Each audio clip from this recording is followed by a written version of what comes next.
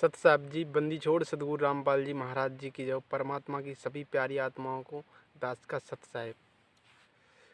देखो, परमात्मा बता रहे हैं, जो अभी संदेश आया है 77वां एपिसोड मालिक का, तो उसमें परमात्मा अपने बच्चों को बहुत कुछ बता रहे हैं।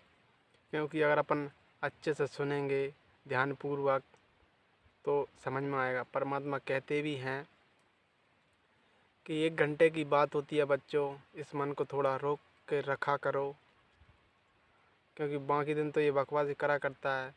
बाकी 1 घंटे की तो बात होती है, ध्यान से पूर्वक सत्संग सुना करे, क्योंकि ये समय और ये दाव बार बार नहीं लगता बच्चों। इसलिए गहनता से उठकर सुबह 5 बजे बैठ जाया करो। बुधवार के दिन मालिक का सत्संग सुना करो और 1 घंटे बैठकर विवृत किया करो, ताकि मालिक क्या बता रहे हैं, अपने को क्या आदेश कर रहे हैं, जिससे कि अपन सत्संग को ध्यानपूर्वक सुन सकें और उसको समझ सकें और अपने ऊपर जो है धारण कर सकें। तो यही मालिक बता रहे हैं कि बच्चों, इस घोर कलयुग में आपको परमात्मा का नाम मिल चुका है, परमात्मा का ज्ञान हो चुका है, परमात्मा कौन है वो सब कुछ आपको पता हो चुका है। फिर भी आप किस आस में जी रहे हो बच्चों? अपनी किस्मत सराहा करो मालिक के प्रति, क्योंकि आपके पता नहीं कैसे पिछले पुण्य कैसे हैं, जिसमें आपको परमात्मा की शरण ग्रहण की और परमात्मा आपके साक्षात रूप में है धरती पर।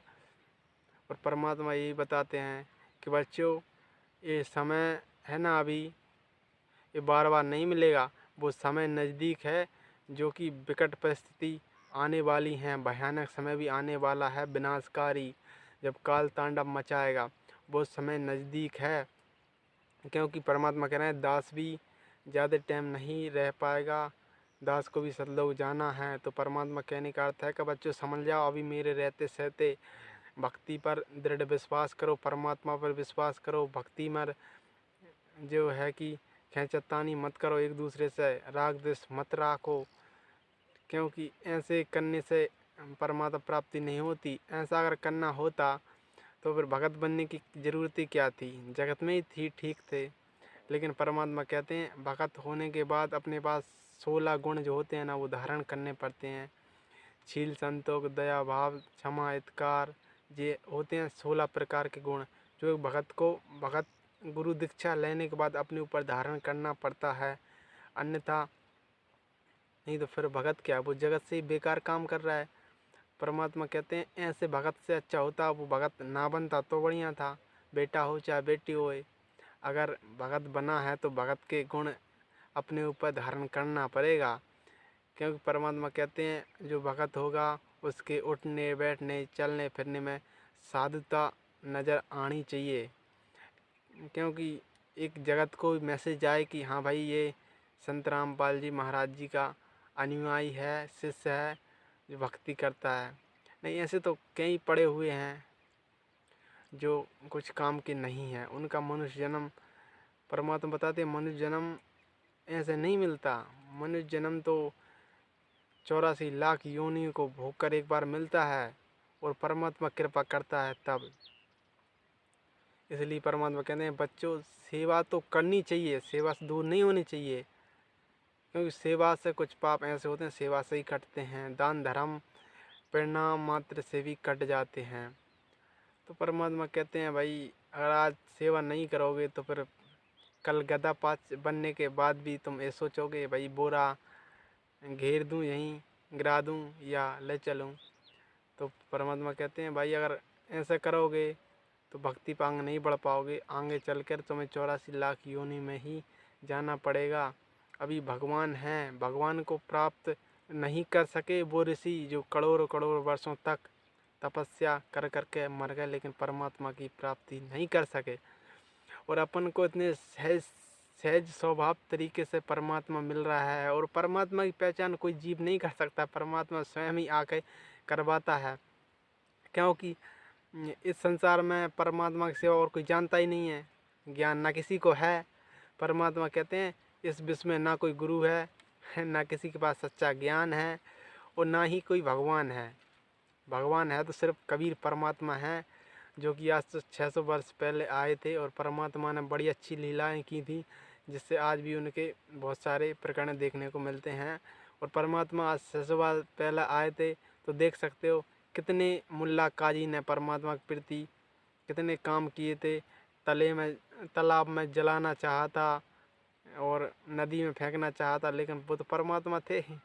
अजर अमर शरीर है उनका, तो कोई कुछ कर ले, कुछ होता ही नहीं है। तो इसी प्रकार अपने सदगुरु रामपाल जी महाराज जी वही कवि परमात्मा हैं। और क्योंकि परमात्मा कहते हैं एक ज्ञान और भक्ति कोई नहीं करवा सकता, एक जीव की औकात नहीं है इस संसार में कोई भक्ति दिला सके और दृढ़ विश्वास से परमात्मा का जो है भक्ति बता सके। आज से पहले एक धर्मगुरु मर गए, लेकिन भगवान की कोई ने छींट तक नहीं लगी कि भगवान है कौन। वही ब्रह्मा विष्णु महेश की बताते रहते हैं, वही गणेश, वही दुर्गा, भी सब कुछ वही बताते रहते हैं। अभी जगत बारे को तो इतना ही पता नहीं है कि दुर्गा जी है, श्रृंगार करती हैं, मेहंदी रचाती हैं, मांग भरती हैं, सब कुछ करती हैं, लेकिन उनके पिता का, उनका पति कौन है उसका ही पता नहीं है। ब्रह्मा विष्णु महेश को अपने माता पिता का ही पता नहीं है। ये आके सदगुरु रामपाल जी महाराज जी ने बताया है, क्योंकि वो परमात्मा है। परमात्मा कहते हैं भाई इस काल ने चारों वेद से एक अलग और वेद था जिसका नाम है सूक्ष्म वेद, वो इस काल भगवान ने नष्ट कर दिया, क्योंकि उसमें ही परमात्मा की जानकारी थी। इसलिए परमात्मा कहते हैं वेद मेरा भेद है, मैं ना मिलूँ वेदन के माही, और जौन वेद से मैं मिलूँ वो वेद जानता नहीं। जौन वेद में मेरा रहस्य है, मेरी जानकारी है, वो वेद तो काल भगवान ने नष्ट कर दिया। इसलिए परमात्मा कहते हैं कि गीता ज्ञानदाता ने कह दिया अर्जुन से कि उस परमात्मा की प्राप्ति करने के लिए तुझे उस तत्वदर्शी संत की पहचान करनी होगी, जिसके जो संसार रूपी उल्टा वृक्ष है उसके विभिन्न प्रकार से भावों को जो खोल देगा, बता देगा, वही तत्वदर्शी संत है। और फिर जो बताए वो आगे वैसा करना है तो तुझे परमात्मा की प्राप्ति हो जाएगी। तो वो तत्वदर्शी संत कोई नहीं है जगत में, सिर्फ एक ही है, जगत गुरु तत्वदर्शी संत रामपाल जी महाराज जी, जो कि पूरे विश्व में उनका ज्ञान फैल रहा है और विश्व में फैलेगा, क्योंकि इस परमात्मा ही सब कुछ रक्षा करेगा और परमात्मा का ज्ञान कोई नहीं रोक सकता।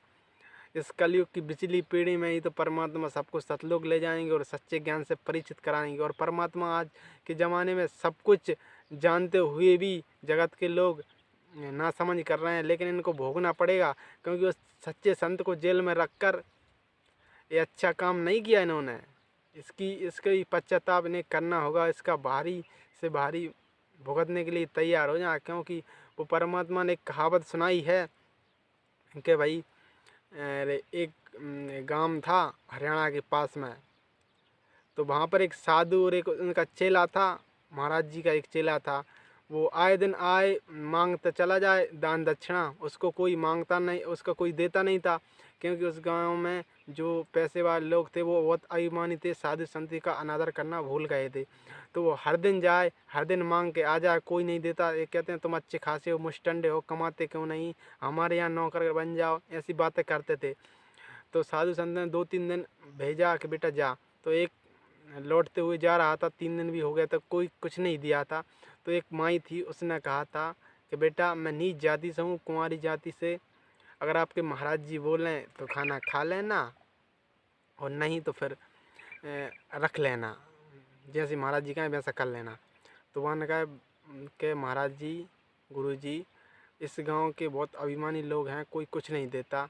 वो एक माँ ऐसी ऐसी बता रही थी कि कुंवारी नाम है जाति का, तो और अगर आपके गुरुजी बोलें तो खाना खा लेना, नहीं तो फिर जो आपके गुरुजी कहें वैसा आदेश का पालन करना। तो करना बेटा। फिर गुरुजी ने कहा बेटा तू जा, उस माई से कह दे आज रात में ये गांव नष्ट होने वाला है, अपने जो कुछ भी है परिवार के बच्चे हैं, जो कोई धन दौलत है, उसको घोड़े पर लाद कर ले जाए, आज रात में ये गांव नष्ट हो जाएगा। तो वैसा ही हुआ। तो परमात्मा कहते हैं साधु संत को सताना नहीं चाहिए, क्योंकि परमात्मा से आत्मा लगी रहती है उनकी, तो परमात्मा ही पुकारते हैं और संसार की तरह थोड़ी हैं ये गलत सोचते हैं। साधु संत कभी किसी गलत नहीं सोचते। इसलिए कहते हैं कि संत रामपाल जी महाराज जी का शास्त्र के अनुसार ज्ञान है, स्वीकार है उन्हें और आगे से आगे प्रचार करें। सत साहिब जय हो बंदी छोड़।